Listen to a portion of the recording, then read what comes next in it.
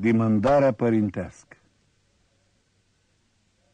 Părintească dimândarii înspre giură cu foc mare, frați din mamă și de un tată, noi ar mâini dieta toată.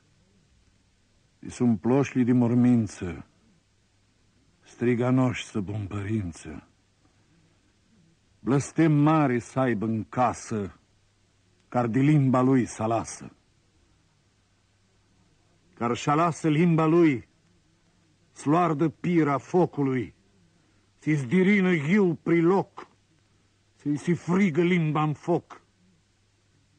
El în vatra-i părintească, fumealea să nu-și hărisească, de fumeli curuni să nu bașe, nată-n leagăn să nu înfașe. Care fugi de lui mumă și de părintească-i numă, fugă-i doara Domnului și dulțeamea somnului.